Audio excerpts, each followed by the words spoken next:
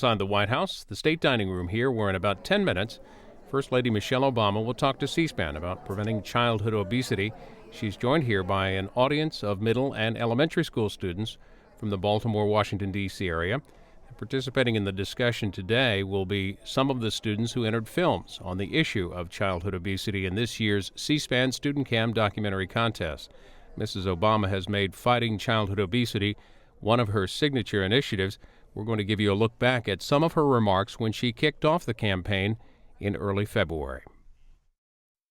We're all here today because we care deeply about the health and well-being of not just these kids up here, but for all kids like them all across the country.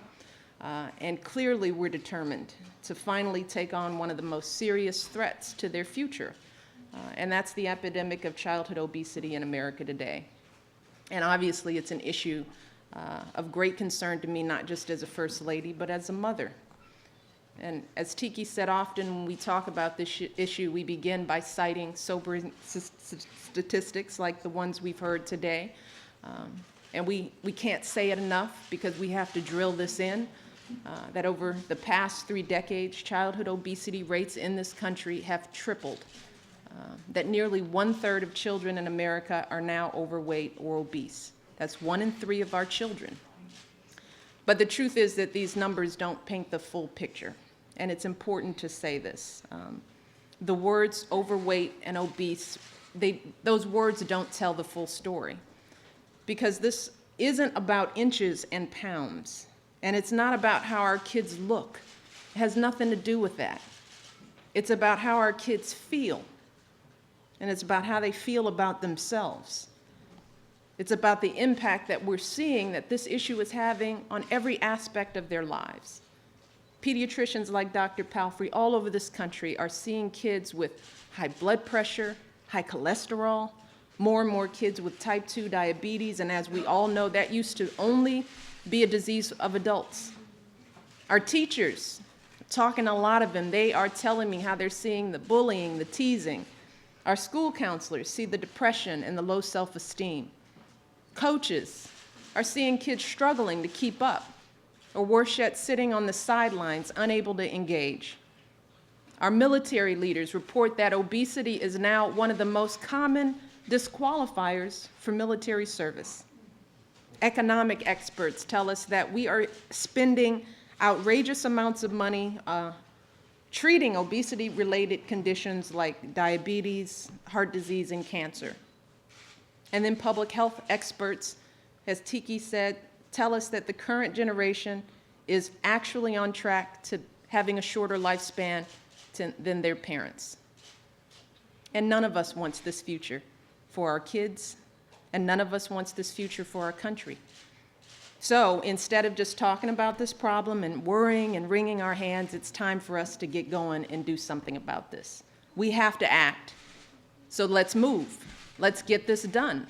Let's move to get families and communities together to make healthy decisions for their kids. Let's move to bring together our governors and our mayors, doctors and nurses, businesses, community groups, educators, athletes, moms, dads, you name it, together to tackle this challenge once and for all. And that's why we're here today, to launch this wonderful new campaign called Let's Move. Let's hear it. Let's move.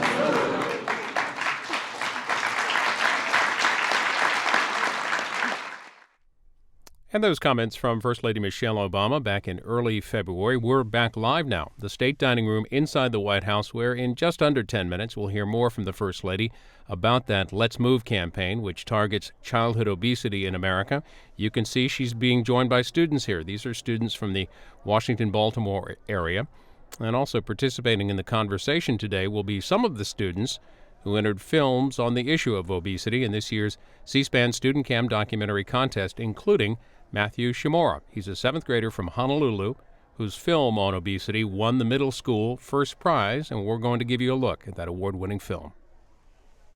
More than 30% of U.S. school children are now obese. The number one healthcare crisis that our children are facing today is the advent of childhood obesity. A child who is chronically obese or has hypertension and high blood pressure has a huge problem. The childhood obesity crisis in the United States cannot be overstated.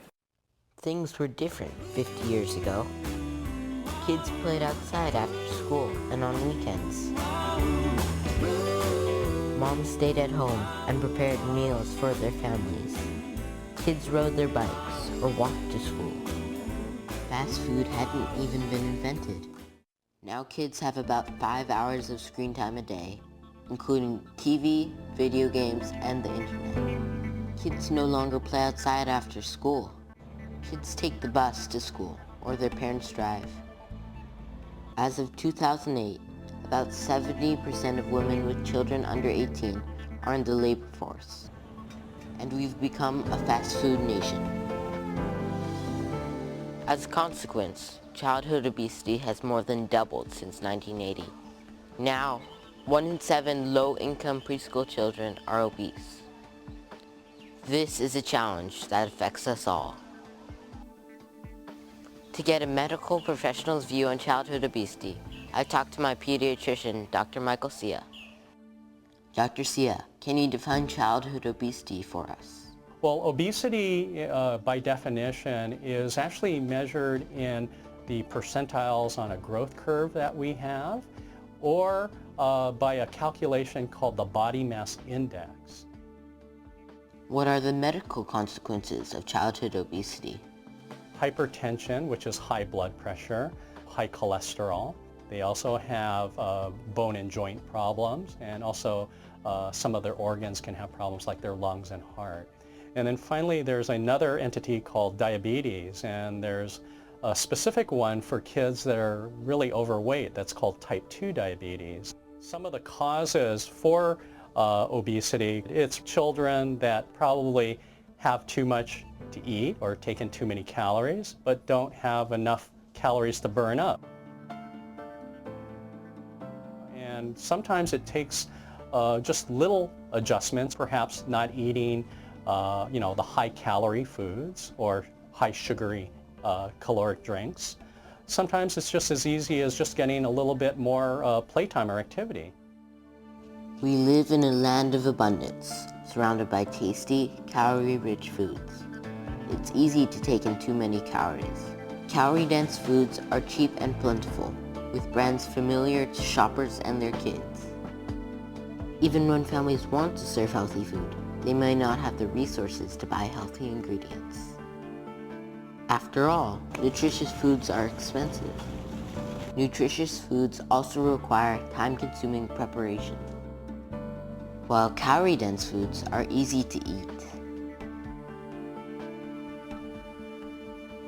8 to 18-year-olds spend about 4 hours a day watching TV, DVDs, and video games. The Nielsen Company reports that kids ages 6 to 11 watch about 28 hours of TV a week.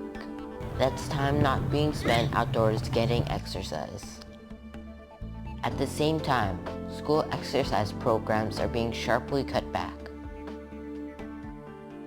But it's hard to make the balance of nutrition and exercise work out. In fact, childhood obesity has been recognized as a national problem. It's clear that childhood obesity has become one of the most pressing challenges facing our nation. More than 9 million American children and adolescents are overweight, and the Department of Health and Human Services estimates that by 2010, 1 in 5 children in the U.S. will be obese. You know, the number one healthcare crisis that our children are facing today, it's not cancer, it's not accidents, it's not drugs or alcohol or smoking. It's the advent of childhood obesity. By the 4th grade, that if they're sentenced to a life of challenges and physical problems associated with obesity and hypertension and high blood pressure, they may never live to their fullest potential. Economic factors are a big part of this problem. In many communities, you could buy, a weapon sometimes quicker than you could find fresh vegetables or food. There just aren't a lot of supermarkets. You cross the river into Anacostia in the District of Columbia, you'd be hard-pressed to find many supermarkets, so-called nutrition or nutritional desert. Many kids don't have a lot of options for living a healthy lifestyle. Kids are not walking to school. Far greater percentages are taking the bus. When they're in school, there's very little physical activity. When they're out of school, some of the fields and gyms aren't available. There's a lot of neighborhoods where kids cannot go outside and play anymore, and there's a lot of parents that are very afraid. There's not enough parks around or recreational centers for them to go, and matter of fact, they shouldn't go without their parents at a certain age. For many kids, schools are the only lifelines that they have. They're the safety net in encouraging kids to eat well and get enough exercise. I really do believe it has to be in the curriculum of the school. We know that it's virtually impossible to develop a healthy mind without a healthy body. Schools are uniquely positioned to address childhood obesity and should be encouraged to ensure that kids are active during the school day. Supporting our schools must be our first step. What else can we do? There are 3 healthy habits our children should follow every day. First, never skip breakfast. Second, play outside 1 hour a day. Third, eat 5 servings of fruits and vegetables every day. The government will need to help out too. First, on a national level, we can pass the Fit Kids Act, co-authored by Congressman Ron Kine and Zach Wamp, to help bring back physical education in our public schools. Go into our local public schools and encourage physical fitness. The government can also enforce regulations about how food can be marketed to kids and require more information on products that families can use to make smart food choices. We can reward farmers who grow healthy food and help families, especially low-income families, to buy nutritious products. Childhood obesity. It's a complex problem that requires complex solutions. But the challenge is clear. We must improve nutrition. We must encourage exercise.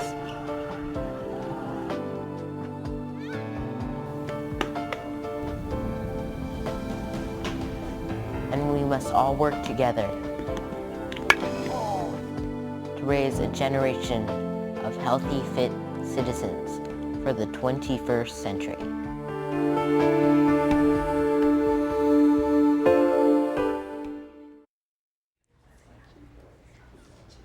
Good morning on this beautiful spring day, and welcome to the White House.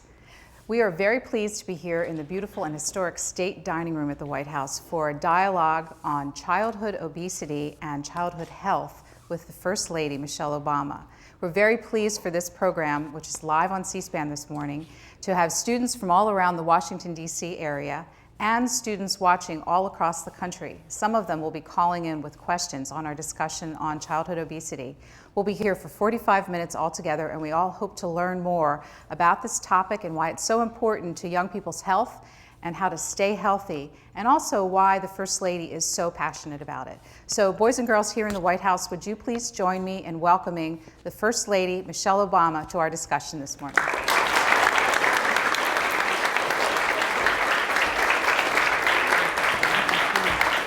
Everybody.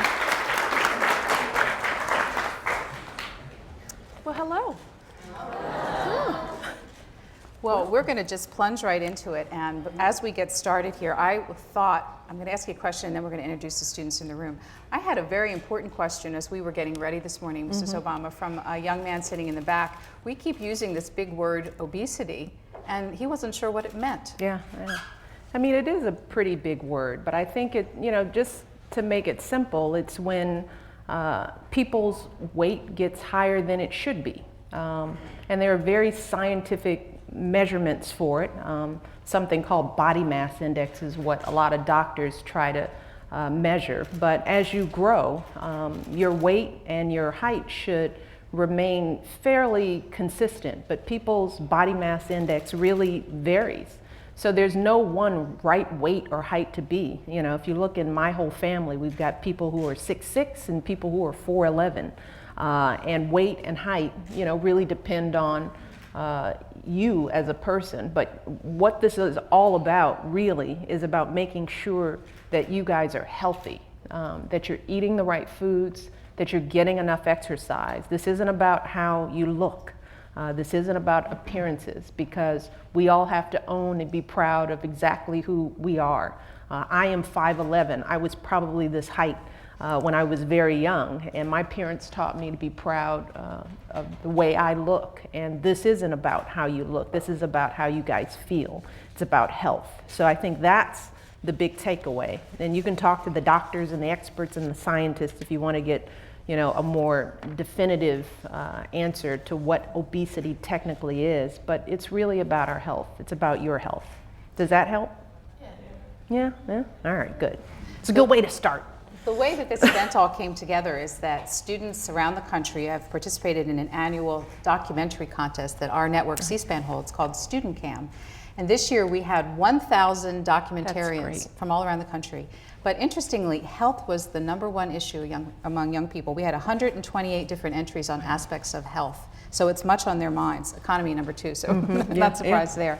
But today we're going to meet one of the very special documentarians, Matthew Shimura, who is here as the first prize middle school winner. He's been thinking about childhood obesity for a while. Matt's in the front row, and we'll meet you in just a minute. Matt, welcome and congratulations for your winning documentary.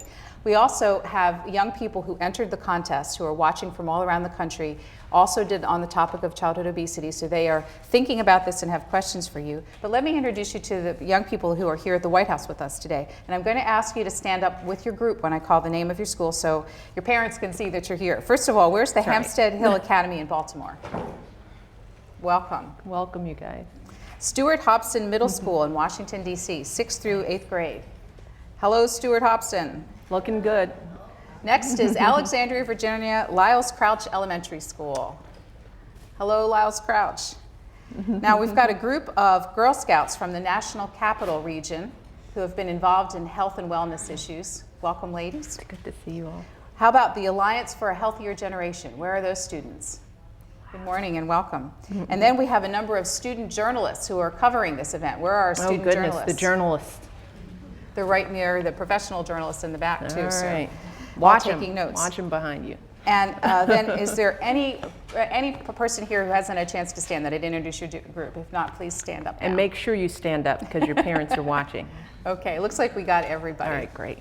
Well, if you could begin by telling us, in the past, every First Lady has had a special issue. Mrs. Reagan was worried about drug use by young people. Mrs. Bush was involved with literacy and reading. How did you come to choose this issue and why? Yeah, I've said this so many times before. I came to this issue as a mom way before we were anywhere near coming to the White House. I mean, you guys know I have these two beautiful little girls, Malia and Sasha. They're not so little now. But I was like a lot of your parents. You know, I worked a job. My husband worked a job. We were very busy. You're trying to make sure that you're doing the right thing as a mom and keeping your job together. And our health habits got way out of kilter because we were eating out too much. I didn't have time to cook. I had to buy a lot of quick packaged things, so my kids were drinking a lot of sugary drinks, and you were rushing to make sure that the lunch was good and something that they'd eat. We were probably eating too many things out of a box. So we were doing probably what most of your parents do, because you're just trying to get through the day and everybody's got too many activities and you're shuttling to work and you're eating on the run and you're missing dinner together. We were living that life. And it seemed fine. I thought I was in control until one of my kids' pediatrician kind of tapped me on the shoulder because he was regularly measuring that BMI, that body mass index that I talked to you about. And we were lucky that we had a pediatrician that really checked this pretty accurately, because we lived on the south side of Chicago, predominantly African-American community, and weight issues and obesity issues are pretty significant there. So he was tracking that. And he told me, you know, you may want to watch it. And I didn't think we had a problem because I look at my kids and I see perfection, just like your parents see. They're perfect. They're beautiful. And it wasn't that they weren't, but it was just that things were just tipping over to the point that we needed to make some changes. So we made some pretty simple changes in our household. We made sure we got more fruits and vegetables in dinner. I cooked more. We ate out a little bit less. We limited desserts to weekends. I know, not every day. I took out sugary drinks, so my kids were drinking more water. We made sure they were exercising, at least moving around every day, so no TV during the week. So those little changes made a pretty significant difference. And My view was that if I could make those kind of changes, and it could help my family in such a significant way, I wanted to make sure that we were doing that with the rest of the country.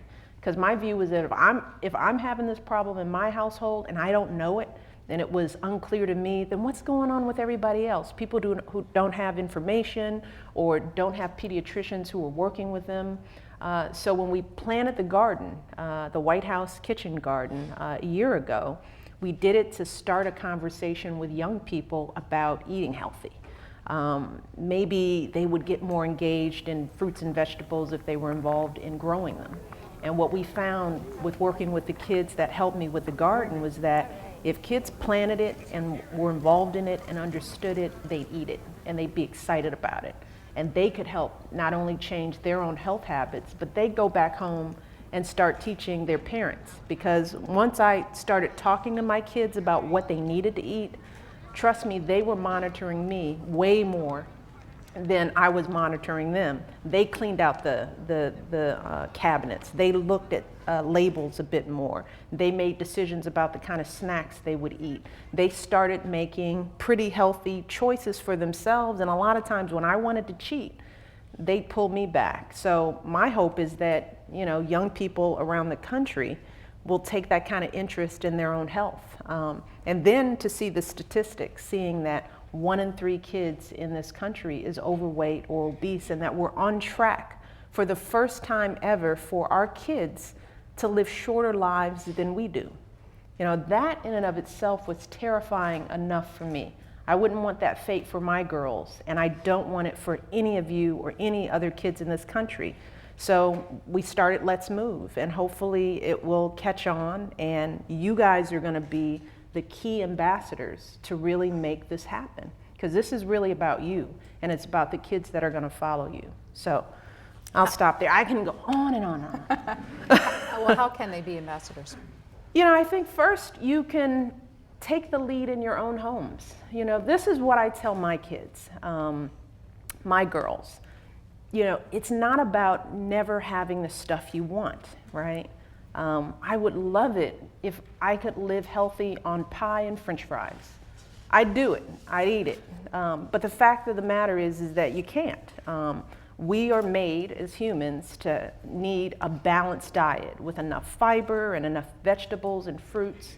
And we have to be educated about what that diet should look like, and then we have to start making choices to not have candy every day, even if you can, to not ask for those desserts all the time, even if you can, to think about, you know, learning how to cook for yourselves, how to bake a chicken and make a little pasta, how to think about putting more water in your diet. You know, those are decisions at your age. You're the age of my girls. You guys can make those decisions, and you can help your parents, because they're just trying to get you to eat. That's all we want to do. We want you to eat something.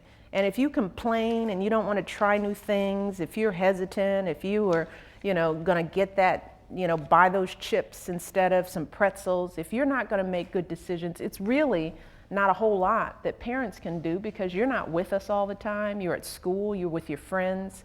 So my whole goal in for my kids is to try to get them to think about the choices they're going to make in their own lives. And I tell them it's not about who they are today, it's about who they want to be when they're 20 and 25. I have them thinking about, what kind of moms are you going to be? You know, if you don't know how to feed yourself, then how are you going to feed your own kids?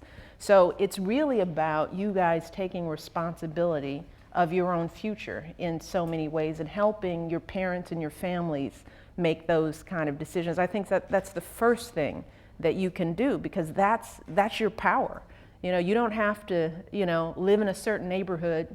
You don't have to know anything more to make better decisions for yourself and be willing to make some of those decisions on your own. You don't need a teacher or a parent to do it. You guys have the power to start doing it. And once you do it, your parents will follow. That I know.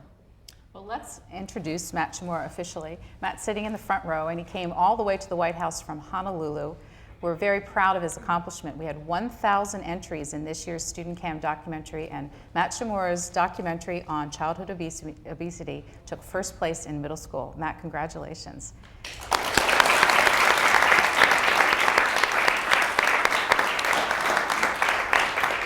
Now, Mrs. Obama announced her big project on childhood obesity in early February. By then, you had finished your documentary, so you've been thinking about this for a while. What got you interested? What got me interested was when I looked at our state's furlough Fridays. It's when we don't have, the public schools don't have school on Fridays, so they don't have lunch and they don't have PE on those days, so they're lacking nutrition and physical exercise. So I thought that could lead to childhood obesity, and that's how I chose that topic. What did you learn while making your film? I learned like how to make a great documentary and express my ideas through filmmaking. We're going to show just a minute of it for our viewers and students watching around the country. Here in the room, you'll just hear it, as I told you before, but we'll hear the audio of the documentary that you made, and then we'll come back and have a question for you for Mrs. Obama. We live in a land of abundance, surrounded by tasty, calorie-rich foods. It's easy to take in too many calories. Calorie-dense foods are cheap and plentiful, with brands familiar to shoppers and their kids. Even when families want to serve healthy food, they may not have the resources to buy healthy ingredients. After all, nutritious foods are expensive. Nutritious foods also require time-consuming preparation, while calorie-dense foods are easy to eat. 8 to 18-year-olds spend about 4 hours a day watching TV, DVDs, and video games. The Nielsen Company reports that kids ages 6 to 11 watch about 28 hours of TV a week. That's time not being spent outdoors getting exercise. At the same time, school exercise programs are being sharply cut back. But it's hard to make the balance of nutrition and exercise work out. And that was Matthew doing the voiceover in his documentary as well. Congratulations on your work. You have a question for Mrs. Obama?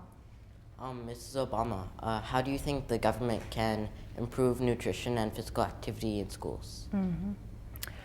You know, I think that, first of all, one thing I just want to say is that the solution to this challenge has to come from the bottom up. The government can't be in a position of telling people to do what to do in their own homes, and that generally doesn't work. So it's really going to require all of us working together, the federal government, business leaders, food manufacturers, farmers, students, nurses, everyone has to come together. But specifically when you think about the federal government, when it comes to school lunches, the Child Nutrition Reauthorization Act is one of the ways that the government supports school lunches. And one of the things we're trying to get done, because it's time for it to be reauthorized, is to get more money put into implementing that act so that we change the kind of food you all get in your lunches so that there are more fruits and vegetables added, that there's less processed food, that the quality of the food goes up. Because a large percentage of kids in this country are getting half of their meals at school. So if we can do a better job in the schools of providing better options that are healthier, more nutritious, then we're going to go a very long way. But this act also works to encourage more schools to become U.S. healthier schools. And these are schools that are designated as already taking those steps to change the way they do things, providing healthier meals, incorporating nutrition education into the curriculum, making sure that they're making time for physical activity and recess, because in many schools around this country with budget cuts, oftentimes that's the first thing to go. So we can't tell kids, you know, get more exercise and then take away recess and all physical activity out of the school. So there are schools out there that are finding ways to put that kind of exercise and activity back into the curriculum. The Healthier Schools Challenge recognizes that, and we're going to work to double those numbers of schools that qualify. So there are many ways that the federal government can work on through the Child Nutrition and Reauthorization Act. Also through the FDA, the Food and Drug Administration, we can work with grocery manufacturers to make sure that the foods that are produced in the stores have labels on them that help families make decisions. Because you know, when you walk into a grocery store, you walk down an aisle, my kids know the brands. Oh, that's X brand, they know the commercial. But when a mom or dad picks up the cereal, how do you know whether this is something that's nutritious? How many servings? And right now the labels are really confusing. And if you're busy and you're trying to get in and out of the grocery store, you don't have time to read labels or to make the kind of calculations. So we're trying to work with the FDA and food manufacturers to simplify those things so that it's easy, so that you guys can walk in and look at foods and make decisions about what actually is going to be healthy and how much of it to eat. So those are just some of the ways that the federal government can be involved, but more importantly, this is an effort that's going to require everyone. No one's off the hook on this one. Our next question is going to come from a student in Jenks, Oklahoma, who's watching us on television. After that, we'll take a question from the room. Who has a question so we can get ready? Okay, this young lady that's on the row, you'll be our first question after our call from Alexander England, who's watching us in Jenks, Oklahoma. He goes to Jenks High School, and his winning documentary was Childhood Obesity, America's Underlying Problem. He watches C-SPAN, which we appreciate, on Cox Cable in Oklahoma. Alexander, what's your question? Good morning, Ms. Obama. It is an honor to talk with you this morning. Good morning, Alexander. Thanks for calling in. What's your question? For my C-SPAN film, I interviewed a vice president of a fast food chain. He said that he rarely sees parents make choices based on how healthy the food is, but instead on price. With that in mind, do you think efforts should be focused on lowering the price of healthy foods? And if so, is there anything the government can do to encourage that?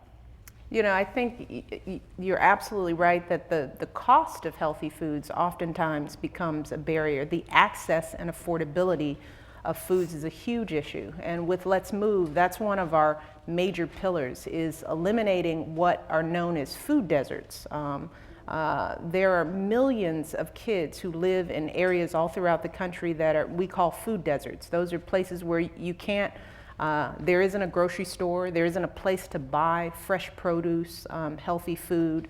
There are a lot of people who live in communities where the only access to food comes in the form of a convenience store or a gas station. You know, you imagine trying to feed your family when the closest grocery store is a train ride or a cab ride or a car ride away. And there are millions of Americans who find it very difficult to cook the kind of foods that they know that they should because they don't have access. We are looking at starting a healthy food financing initiative modeled after some of the efforts that have been done in cities across the country and states. Pennsylvania has managed to eliminate food deserts through this financing initiative. With this, we're taking money from the Treasury Department and the Department of Agriculture and trying to leverage resources, millions of dollars, to try to encourage more grocery stores to relocate in underserved communities. And that way, not only do you help to eliminate the food desert issue, but you can create jobs, you can build economies around new grocery stores relocating to communities. I saw this firsthand in Philadelphia. In a community that hadn't had a grocery store in it for a decade. You know, you imagine a decade. So if you're 10 years old, that means you've grown up in a community where your mom can't go and buy a head of lettuce. That is a frustration, and it's a reality in so many families' lives. But with their financing initiative in Pennsylvania, they were able to partner with a chain store that came in. This grocery store is amazing. It looks like any Whole Foods store that you'd see in any community. Fresh produce, fresh vegetables, everything you can imagine, and the excitement that this community feels over having this resource that they haven't seen has just turned this community upside down with excitement. So our view is that if we can do that in Philadelphia, if they can do it in Pennsylvania, there's no reason we can't do this, replicate this model in communities all across this country. And we have our student questioner here in the State Dining Room. How would you think schools can show students what they should eat and what they shouldn't eat while they're there? And do you want to tell us your name? Kayla Grinspoon. Thank you for your question. Thanks so much. It's a good question. You know, many schools are already doing this. I mean, one of the things I said in a speech that I did to some of the school lunch ladies, the association, they were here in Washington, is that we have to remember that learning doesn't stop at lunchtime. The cafeteria is one of the most important classrooms in the school. And yes, during that time, and not just that time alone, but by exposing kids to different types of foods, helping them get introduced, encouraging kids to try things that they haven't tried. They may try some things in the school lunchroom that they can bring home to their parents. But nutrition education is an important part of a curriculum. And there are many schools in this country that are figuring out ways to incorporate those kind of activities into the regular curriculum. I visited many schools in the Washington, D.C. area that have wonderful community gardens and are using those gardens to not just teach science, but to teach reading and math. And along the way, if you're using the garden, you're also helping kids, again, become exposed to the different variety of fruits and vegetables that are out there. And when kids see that in the classroom, they may be more inclined to try it at home. So this is why trying to increase the number of U.S. healthier schools is going to be really critical. Because again, there are already schools who are figuring out ways to do this. So how do we scale that up? How do we take those best practices that are happening in schools already and make sure that they're happening in all schools for all kids around the country? And it's going to take some resources, and it's going to take the folks who provide the food for the schools. There are companies out there that get contracts to provide the school lunches. We need them to take on ownership to make sure that the lunches that they're providing aren't just cheap and easy, but that they're low in fat, salt, and sugar. And many of them have already agreed that they're going to do a better job. But we have to hold their feet to the fire, and that's another way that you all can be involved. Look at the lunches that you're providing, being provided. Talk to your teachers about the content. Ask questions. Figure out whether they're balanced or not. Because the more you educate yourselves, you guys can set the tone in your own schools in so many ways. Slowly but surely, you can change the culture in your own environments. Mrs. Obama talked about the fact that they've planted a garden here at the White House to help with healthier eating. How many students in this room have a garden at home? That's nice. And how many of you who don't? And a garden doesn't have to be land. If you live in the city, you can grow it in pots as well. How many are you going to talk to your parents about planting a garden this year? Got a few converts. Who in this room has a question? All right, you'll be next, but we're going to take another call from around the country. This is Sarah Gabriel. She is in Cedar Falls, Iowa, which is a MediaCom system. She's an honorable mention winner in our contest. And her video was Improving School Lunch, Too Costly or a Way to Bend the Cost Curve. Sarah, you're on the line now for Mrs. Obama. What's your question? Hi, my question is also about improving the food quality in schools. And I go to a public school where they've recently tried to implement higher nutritional standards, but because my school still sells a la carte snack items to generate revenue, many students still just buy unhealthy snack items. So I was wondering if you have any ideas about how schools might address this issue. Yeah, Sarah, thanks for the question. You make a great point about the vending machines and about the a la carte lines. These standards have to apply across the board, you know, and we have to make sure that kids have healthy options. I am a proponent of vending machines because kids, when you all are hungry, you're going to look to a vending machine for a snack. The question is just, what do we have in those vending machines? And how do we think about the content of the food in those machines? There's nothing wrong with a vending machine per se, but you don't have to always have a sugary drink in a vending machine. You can have a healthy sports drink, you can have water, you can have trail mix, you can have pretzels, nuts, crackers, cheese. There's so many things that kids would eat. They just gravitate to what's there. So I think that that's part of what we need to do as we work through these nutrition guidelines, that we can't just look at the food on the cafeteria line, but we have to look at all the food that's available to our children. Again, that's why this isn't a problem that can be solved by the federal government.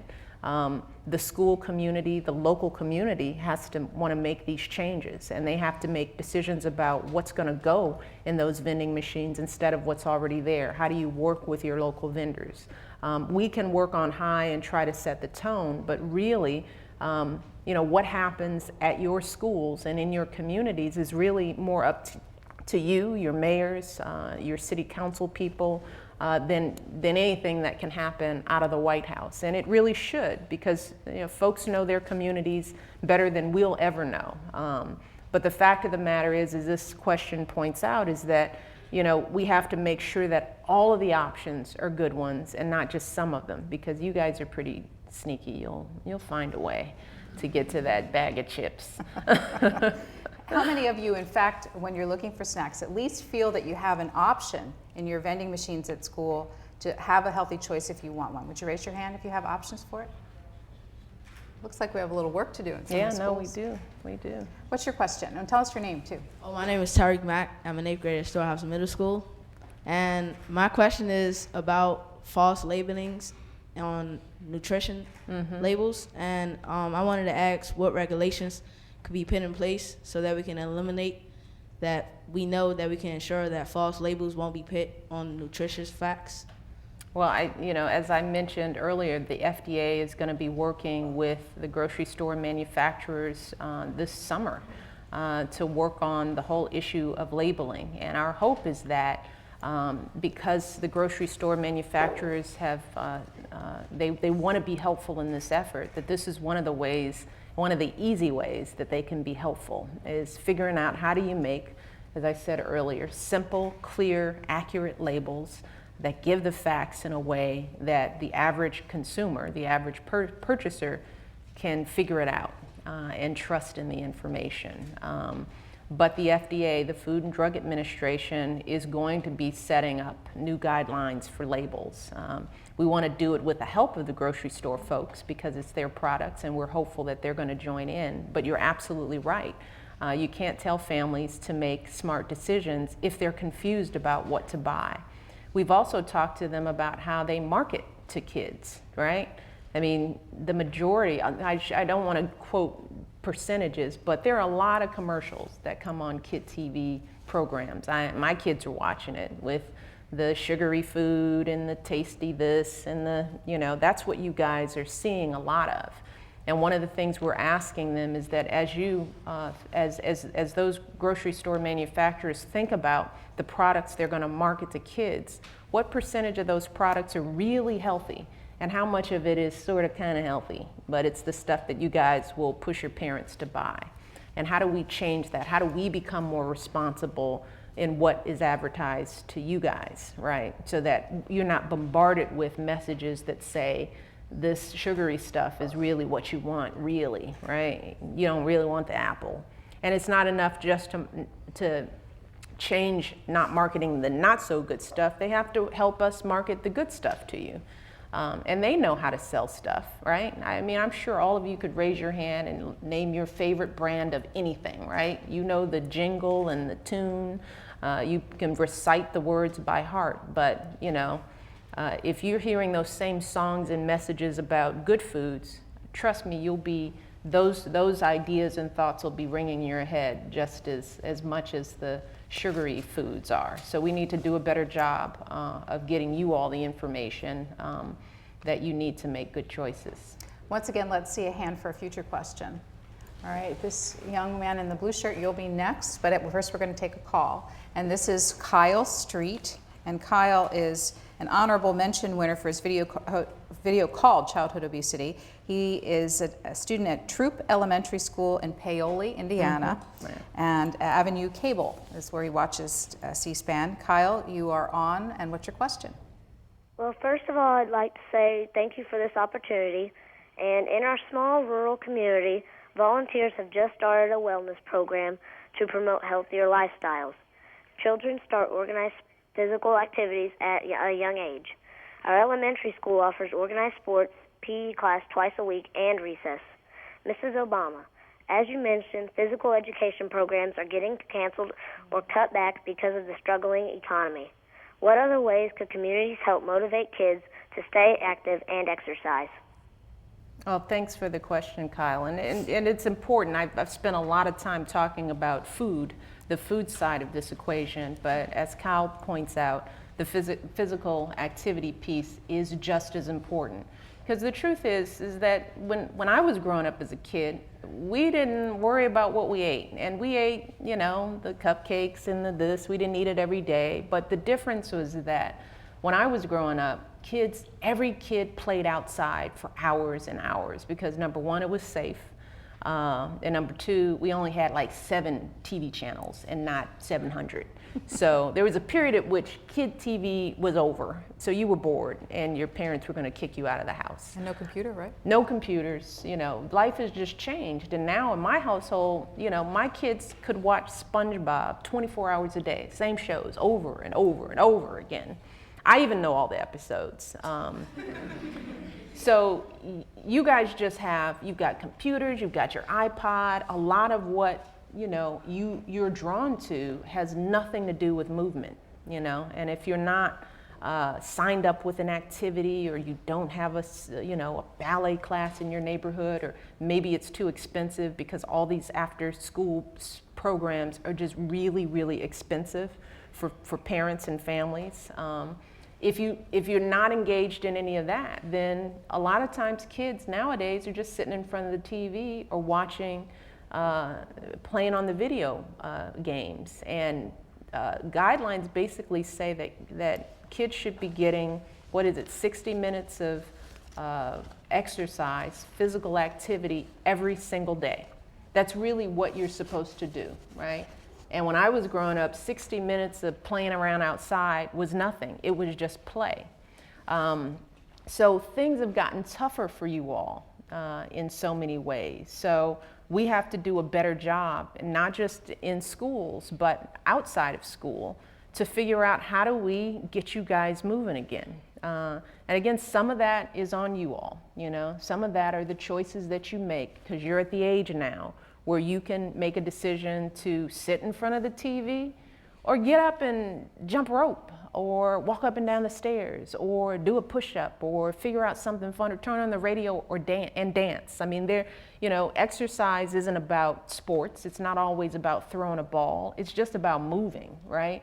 And those are some choices that you have to make, but we have to do a better job in giving you guys options to play. And Kyle's community, sounds like what they're doing is what we need to have happen in all communities across this country, where the adults, the mayors and the city officials and the business people and the community groups and the churches are figuring out, how do we open up parks and spaces for you guys to play? How do we organize leagues that aren't going to cost an arm and a leg? How do we, open up gym facilities for longer periods of time? Those solutions have to come from the bottom up because it's going to be different in every community.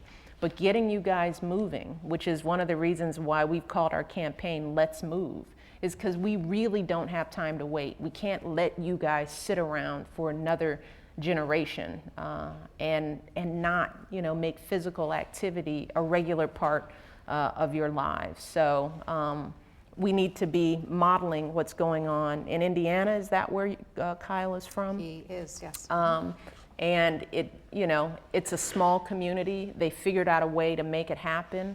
But there are also bigger cities like Somerville, Massachusetts, where they're figuring out how to just restructure that whole city so that they're focused on health and physical activity. And we've got to be doing that in cities and towns all across this country. What's your question? And what's your name? My name is Francis Wells, and my question is, what is the main cause of child obesity? I don't know that they know that there's one single cause for it. Sometimes it's genetics, and a lot of times it's lifestyle. As I said before, things have changed. The way we live as Americans have changed. We walk less, sometimes because it's not safe to walk.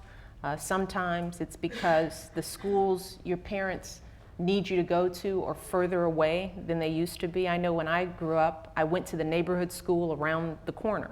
and everybody went to the school in their neighborhood. So you could walk to school, right?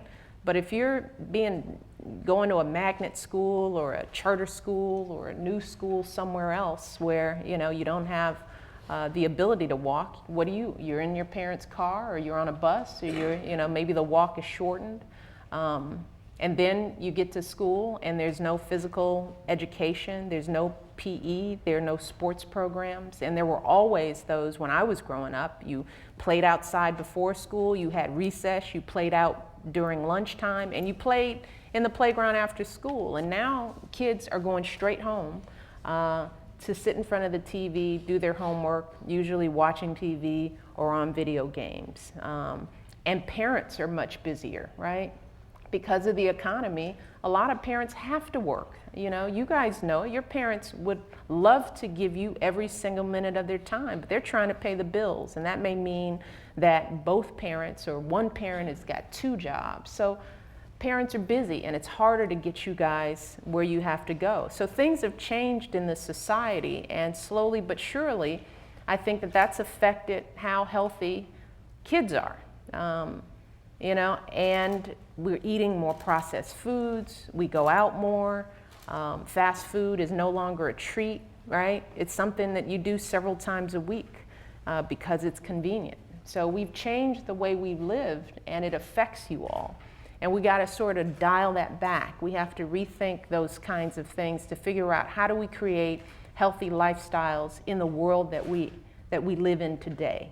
How do we do that for you? And again, you guys are going to be helpers in this because, the question that I have for you is, how do I get you to turn off the TV?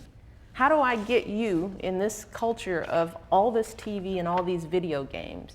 What do I do as a mom to get you to move? I don't know. I'm working on it with my kids, but you guys are going to have to help us figure out how to engage you in a way that's going to make this fun and not work, so that you want to do it and don't feel like you're being forced to do it, right? So we're going to need your help in figuring this out. We have about 9 minutes left in our conversation with Mrs. Obama about childhood obesity. Who will be our next questioner? Let me get someone. You're going to be next right in front of the camera, okay? So just a second. And in between, we're going to hear from Lauren Shatanoff. Lauren is in Weston, Florida, advanced cable, Falcon Cove Middle School, and a documentarian with the film titled America's Biggest Challenge, Obesity.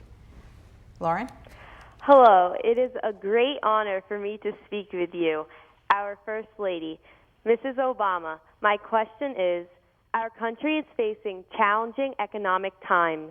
With limited resources to address childhood obesity, what measures would you take to ensure that this problem is prioritized? Well, I think this initiative is one of the biggest ways that I think that I can help. Having the platform of the White House is really helpful in getting attention to stuff, right? A lot of times when I do a lot of cameras show up and people tend to watch and write about it. Sometimes they write about more than what I'm wearing. So I think it's my job to help shine the light on things that are already working. So that's one of the reasons why I chose this as my initiative. I also think that one of the reasons, the ways that I think we can move this effort, one of the reasons why I think that we can be successful is that it doesn't require, I don't believe, and others may have struggled a bit more, it doesn't require whole-scale changes in your life. The beauty about kids, you guys, is that you're young, your metabolisms are really healthy, which essentially means that, once you start moving and eating right, you're gonna, you guys change really quickly. You're growing and everything is working right. So if we make some little changes, get you guys moving more, a little more movement, a little less TV, if we take out sugary drinks, if we can make school lunches better, if we get you guys educated and your families about what to eat, these are all things we can control, and it doesn't take millions of dollars and a whole bunch of legislation to get it done. We don't have to count on people passing stuff, thank God, to move this problem along. And if we all get pumped up and empowered, right, we can move this issue along. That's why I'm so excited about it. And that's why I'm counting on all of you, because my thing is that if we get you thinking differently now, as middle schoolers and folks headed to college, you're going to enter adulthood with a whole different baseline of understanding about nutrition. So you're not going to carry these problems into your adulthood, and you're going to help your kids learn a bit differently. So you guys are the beginning of the solution, right? Our goal with Let's Move is to ensure that kids born today, right, grow up healthy. And that means you're going to be taking the lead. So if you're thinking differently about how you eat, if you're thinking about access and affordability to foods, if you're thinking about growing your own foods, if you're thinking consciously and making different choices and knowing that exercise isn't a luxury, it's like a necessity to keep us alive, and you've got to find the thing that you're going to do that gets you moving every day. If you're growing up like that, then you're not going to have the bad habits that a lot of us grown people have a hard time getting rid of. So we're trying to teach you guys differently. That doesn't take, that's not rocket science. That's good information and a coordinated effort. And I think that the country, from what I can see, is ready to respond. People around the country, I haven't gotten a negative response from anybody, not people, members of Congress, not people in the media, entertainers. Everybody believes that this is an important issue, and they think that they can help move it. And they're ready to help make you guys healthier. So if all of us are online, right, then there's no reason why we shouldn't be able to significantly change this trend in your lifetime. What's your question? Would you stand up and tell us your name too? My name is Robert. Good morning. Good morning. How do you feel about child obesity and adult obesity? Do you think they're the same problem? I am not an expert on sort of the science of this issue. What I do think is that it's, as I said, it's harder to break habits when you're older, right? The longer you do something, right? Eat a certain way, get adjusted to a certain kind of food, get used to a certain taste, right? Get used to not exercising, right? It's hard to break that habit. It's hard for grown-ups to make changes. It just is. You guys are still open. Your brains are still taking in new information. Trust me, you can learn to love vegetables, even though it doesn't feel that way. Your taste buds change over time. Right now, if you get used to the taste of a really sugary food, your taste buds are going to adjust to that as being normal, right? But if you start, drinking more water and trying more vegetables, over time, your taste buds will adjust to where that's what you crave. So you can adjust yourself at a young age to want healthy things. But if all you're eating is fast food and junk food, that's just what you're going to want.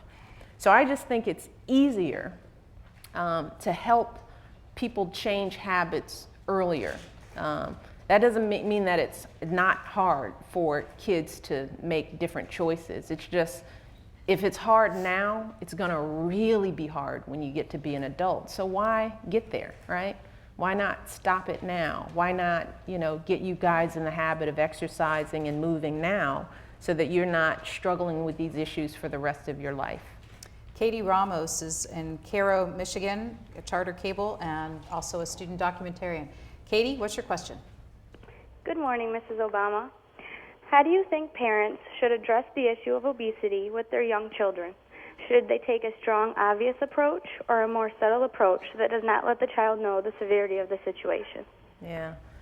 I think it's a real delicate balance because you want to make sure that kids feel good about themselves, right? And I think that all parents know their kids better than anyone. That's one of those things where you can't get involved in how somebody deals with their kids. But in the process, I think that we have to make sure that our kids still feel good about themselves, no matter what their weight, no matter how they feel. We need to make sure that our kids know that we love them, no matter who they are, what they look like, what they're eating. That's really important. But what I found in my household is that making small changes and involving my kids in the changes without making it a problem, right? Without saying, now you're in trouble. Now you'll no longer be able to do this, or you'll have to do that. It's not a punishment. I did it more as a, let's figure out how we can do this. Do we really need this many sugary snacks? And have we thought about what's in our food? Why don't we think about this? And I tried to engage them in the process so that it didn't feel like you're being punished for something, and that they felt more ownership over it. So I don't know, that might be viewed as a softer approach, but again, this isn't about how our kids look. This is about how our kids feel, and it's about, helping our kids take ownership over their lives and what they eat, and making sure they have the information that they need to make those choices. Do you mind if we go over 1 minute for a student who's been on the line for a long time? I don't mind at all. This is Rishab Jaji, who is in Cohoes, New York, and Bout Hills Elementary School, a Time Warner community. Rishab? Are you there? Yeah. Do you have a question for Mrs. Obama? Yeah. Go ahead and ask it, please. Good morning, Mrs. Obama. How are you? Good morning, Mrs. Obama. Good morning. Each year, our school gets visits from the police who educate us about crime and drugs, and firemen who talk about fire safety. These programs help us make better choices. Maybe we need a program where doctors came in to teach us about the effects of obesity and good eating habits. What do you think? I think it's a great idea. I think that the more information, the better. That's my bottom line on this issue. There isn't a thing as too much information. The question is what information and what format is right for what age and what community, at what time. And that's, again, why I think that, decisions about what's taught in the schools and how, should be something that principals and teachers and parents in those schools really think through and make sure it makes sense and works for the kids in their community. Mrs. Obama told us how cameras follow her wherever she goes, which is why it's easy to highlight an issue. I brought along a photograph from the newspaper from last week when she and her two daughters went to New York City, and all of the photographers followed as they went to a pizza parlor. So I think the message here is it possible to eat pizza and still eat healthy? Absolutely. Like I said, I don't believe in any absolutes in this thing. It's really about balance, right? Can you have junk food every day? No, you just can't. I wish the answer was yes. We talk about this in my household all the time. Why on earth is there not, why doesn't healthy food taste like candy? I mean, that's really the question. And it's one of those dilemmas of humankind. I mean, the thing that is best for us isn't always the thing that tastes the best, right? But that's life, right? I mean, those are the beginnings of the lessons of life. There's a lot of stuff that you really need to do that you don't want to do, but you really need to do it. I know you're looking because I'm sure your parents have told you that, right? But they're right. And eating right is one of those things. So in my household, there are no absolute no's. We eat a lot of great fun stuff. Well, we eat junk food, snack food, but it's a balance. And desserts are on the weekend. We set up some basic rules, but sometimes you break that because if there's a special occasion or a birthday party at school, there's no way I'm going to tell my kids, no, you can't have that cake. It's not going to work. It would never work. So balance and moderation is really, to me, the key, not just to how we eat and exercise, but how we live in this country. And hopefully you guys develop that sense of balance. Know that you can't have candy every day. And if you're doing it, you're ruining your teeth, you're making your parents mad, and you're not going to be healthy. Well, Matt Shimura, thank you for your documentary that brought all of us together today at the White House, and congratulations. And Mrs. Obama, on behalf of our students here and also watching around the country, thank you for your hospitality and the discussion. Great question.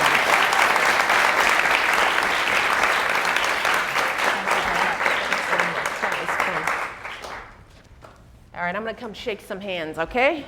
Is that all right? How are you guys doing? It's good to see you. Thank you. Thanks so much. Thanks for all your work and focus on these issues, huh? How's school going?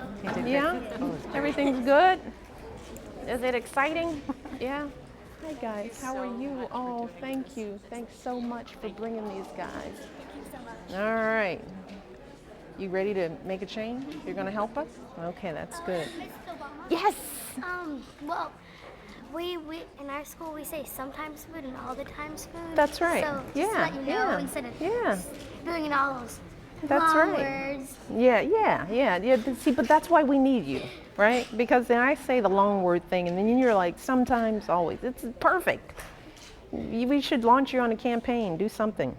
All right. So you're going to follow those basic rules? Does that help you remember? Mm-hmm. All right. Well, it's good to see you. I'm going to come back. I'm going to start back here. Hi, guys. How are you? How you doing? Hi. How are you? Nice to see you. You guys, thank you. Thanks so much. Good job. How are you guys doing? Yeah? So, does any of this make sense to you? Yeah? I had a question. What was your question? When you was trying to get your family to eat right, did that inspire you to make it happen for the whole country? Absolutely, it did. That was exactly what happened. Yep. And you guys keep me inspired, right?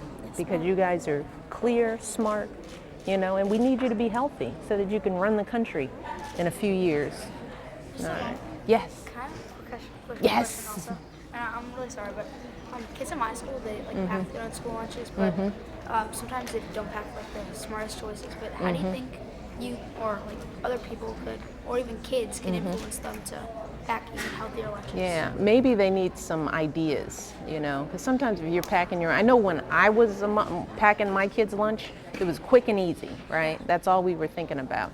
And one of the things we're doing through Let's Move is we're going to be doing these action plans that people can get online to sort of think about what can I pack for lunch that's easy and quick. So if we encourage kids to go online and get some new ideas and maybe share some of their ideas, like what makes for, I know, but what makes a good lunch, and share that information so that kids get good ideas. It's nice to see you guys. It's good to see you guys. My friend wanted to apologize. Yeah, I'm sorry. Why? Oh, I didn't even hear it. It's good to see you guys. I'm gonna try to shake hands before they shuttle me off. You guys, thanks. I'm sorry, sweetie. Thanks, you guys. Thanks for being here. Thank you, guys. Really proud of you all. Okay, keep working. How are you? It's good to see you. How you doing, little lady? Yeah? Hey, guys in the back. Let me lean on you here. You guys, thanks so much. All right, you guys can take the lead on this. I can't take any more questions, but in the White House, I know it's little animals following you around. Does that ever get annoying? Yeah. Okay. I know how you feel. Make sure you but at least it's not too. Back, though. All right, yeah. No, we usually do. So there'll be something coming up. Well, right? at least TMZ doesn't follow you around. I know that. Well, that's that's because of the Secret Service, Okay, right?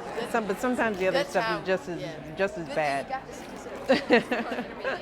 It's good to see you all. Thank you so much. Husband, thank you so much for giving some of his money to the Posse Foundation. Oh, I'm a yes. Posse Are you guys scholar. Posse scholars? I'm a scholar. That's great. Just thank That's you so great. much. It's it's so necessary. I had to develop my own posse when I went to Princeton. But when you go from the south side of Chicago to Princeton, you need a posse. Thank you so much for what you're doing for our country.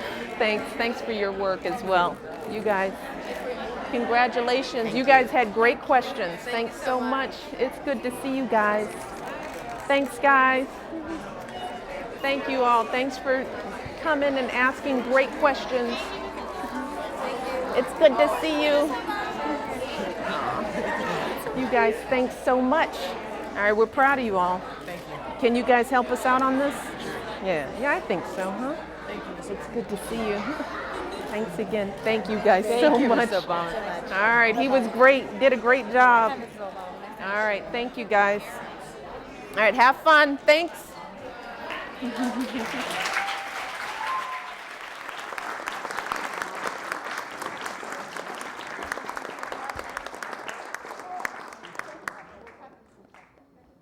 not live on television anymore, as I understand it. Because I don't have a microphone on, so only you can hear me. Here we are. Thank you very much for being such a wonderful audience. I'm sorry that all of you couldn't ask questions, but 45 minutes goes by very quickly when you're having an important discussion about big topics.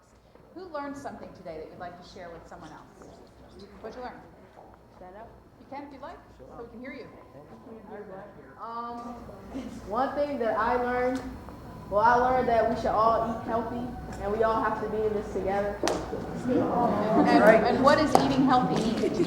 Oh, eating healthy to me means that the food that you eat has to be nutritious and like a lot of vegetables and things, because a lot of us don't eat vegetables. A lot of them, the serving that you're supposed to have. So I learned that I have to stay healthy. That's great. What's your name? My name is You have to speak loudly, please, so we can hear you back. My name is Scott, and I learned that it's not just to eat healthy, you also have to go outside and do exercise. Yeah. That's hard to do because there's so much on the computer. I mean, there's just a lot to do indoors. So are you going to make an effort to go out more, do you think? Yeah. You're going to think about it. What is your name? And where are you going to school? Stuart Hobson Middle School. Stuart Hobson. And what did you learn today? I learned that there's little steps you can do at home, so that it's not really of like punishment if you don't eat the certain foods you're supposed to do, but it's something that you can talk with your parents about. So you can make those little steps to be healthy. Well, that's great. I've just told that they're continuing the live telecast, so we are actually still on TV. So do say your name loudly when you stand up so that everybody can hear you. What did you learn? What's your name in the back row? Also Stuart Hobson. What did you learn today? I don't know, it's important that you get off the computer and off from the TV and off the video games and have like fun. It doesn't have to just be like with the ball or with it can just be with your friends, like playing on the playground after school. And I learned that it's just really important to get all the exercise that you need. Now, would you mind sharing with us how many hours a day you spend either watching TV or on the computer playing video games? I don't really know, but probably more than I should. More than you should. So why do you think you don't get outside more? Well, probably because there's not as much things outside, like in our neighborhood, that we can do, because there's not a lot of people watching us, and our backyard is mostly our garden. So you need more opportunities, and you also Right. need to feel safe when you're outside. Yeah. So this is a problem from a lot of different directions. So what are you going to do to change your life, do you think, about getting out more? I'm probably gonna get out more with my brother, like, cause we haven't played together in a while, so, so we can like play outside, because we have a couple balls that we haven't used in a while. We just need to pump those up a little bit. Yeah, I know about that. My bike's getting a little rusty in my house, so I'm inspired too. Who else would like to share what they learned today? What's your name in the last row? Can we pass the microphone down?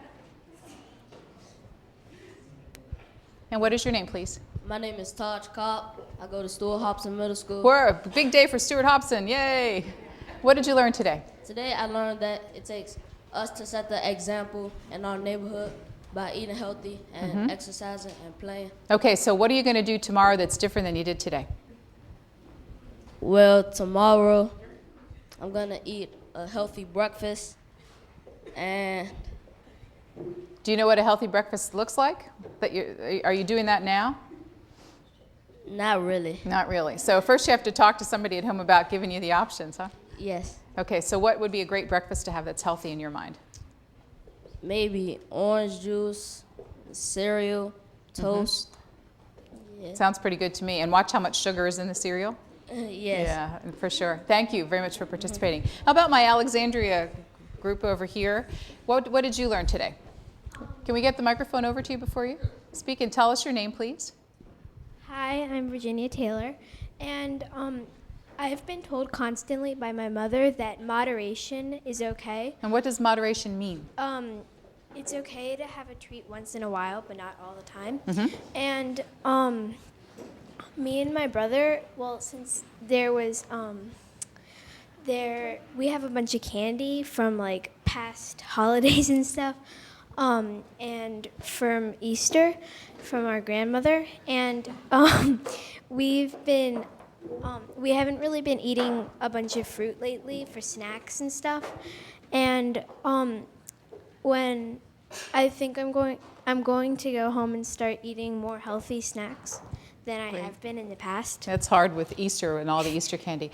Unfortunately, we're just about finished with time, so I hope that you'll go back to your schools and talk with your teachers and your classmates about what you learned. Matt, I'm going to finish with you, and I don't have very much time, but since we're all here for you and you started thinking about this before some of the people in the room did, what did you learn today? I learned that everyone needs